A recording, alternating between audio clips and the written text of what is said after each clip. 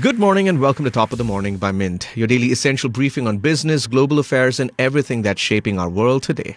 It's Friday, June 27th. I'm Nelson John. From Kim Jong Un's beachfront makeover to India refusing to sign on the dotted line, and Trump teasing a blockbuster trade twist, today's lineup is anything but business as usual. We're diving into Acme Solar's bright battery win and Apollo HealthCo's 30,000 crore rupee ambition. Strap in, it's a global power play. From missiles to mini golf, medicines to megawatts. This is Top of the Morning. News with clarity, context, and just a bit of caffeine. From missile tests to mini golf, Kim Jong Un is switching gears. North Korea just unveiled the Wonsan Kalma coastal resort, a sprawling beachfront project that's taken nearly 7 years to complete. Once delayed by sanctions and the pandemic, is now being hailed by Kim as one of the country's greatest feats of the year. And this wasn't your usual military rollout. Kim ditched his trademark Mao suit for a sharp tie and dark blazer, attending the launch alongside his wife Ri Sol-ju and daughter Kim Ju-ae, perhaps signaling a new face for the regime. Sprawling across 5 kilometers of coastline, the resort is packed with 54 hotels, 5 beer pubs, arcades, malls, and a water park, a cinema, and even a ski extension at nearby Masi Krayong. While the gates open to North Korean tourists on July 1st, foreign visitors are still barred, except a group of Russian travelers flying in for a week-long package starting July 7th. In a country better known for barbed wire than beach umbrellas, this coastal gamble is more than tourism. It's an image play. Whether it's a symbol of opening up or just optics, Kim's luxury pivot is raising eyebrows. Just days after signing a trade pact with China, US President Donald Trump is hinting at another blockbuster deal, this time with India. We just signed with China and we may have a very big one coming up with India, Trump said at a White House event promoting a government spending bill. He added, "We're going to open up India," suggesting the kind of market access Washington has long sought. While details of the China deal remain vague, Trump made it clear he's not cutting deals with just anyone. Some nations will just send a letter, pay 25, 35 or 45%. That's the easy way, he quipped, taking a jab at countries the US views as tough trade partners. What gives this India talk more weight? Earlier this month, US Secretary of Commerce Howard Lutnick had confirmed that both countries are closing to finalize a trade agreement, saying common ground has been found. If this materializes, it could mark a turning point in US-India trade ties, offering India more access to American markets and vice versa. For now, all eyes are on Washington and New Delhi as the world watches this very big possibility unfold.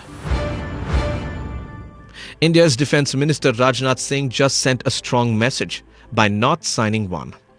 At the Shanghai Cooperation Organization defense meet in Guangdong, Singh refused to endorse the joint statement, citing its failure to address India's concerns on cross-border terrorism. There can be no double standards, he said, calling out growing radicalization and the lack of a unified stand against terrorism in the region. The Pahalgam terror attack, which left 26 dead in April, loomed large over India's objections.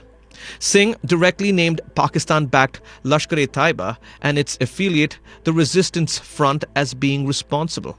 He also referenced India's retaliatory strikes under Operation Sindoor, targeting terror hubs in Pakistan and POK, moves that led to a tense 4-day standoff.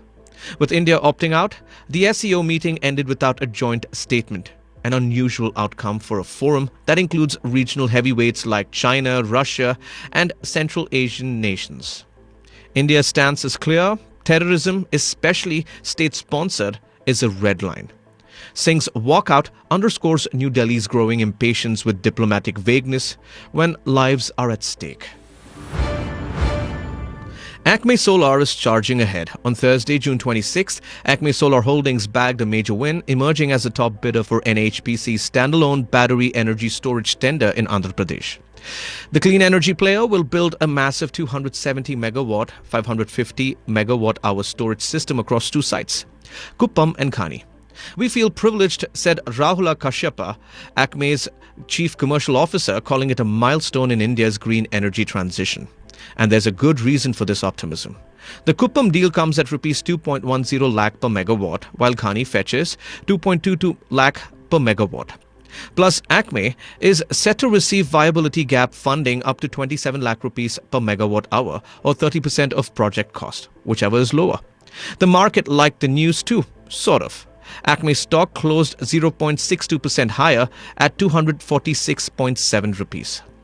But the deal was announced after market hours. The stock still up 7.6% since listing last November, despite recent volatility, from peaking at 292 rupees in December to a low of 167 rupees in January. Acme's roller coaster ride now finds fresh spark in storage. With a 14,954 crore rupee market cap and clean energy tailwinds, the company looks poised to play a key role in India's energy future. Shobhana Kamineni is dreaming big, and she's not shy about it. "I want a valuation like DMart." "Why not?" said the executive chairperson of Apollo HealthCo, the omni-channel healthcare arm of Apollo Hospitals.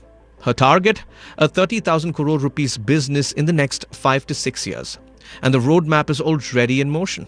Built on a vast offline pharmacy network and the digital platform Apollo 24/7, Apollo HealthCo is blending physical reach with tech muscle. After raising 2,475 crore rupees from Advent and the merging of Apollo 24/7 with pharma distributor, the company was valued at over 22,000 crore rupees. Now it's focusing on profitability, with measured, disciplined growth, reports Mint's Jessica Jani and T. Sundar.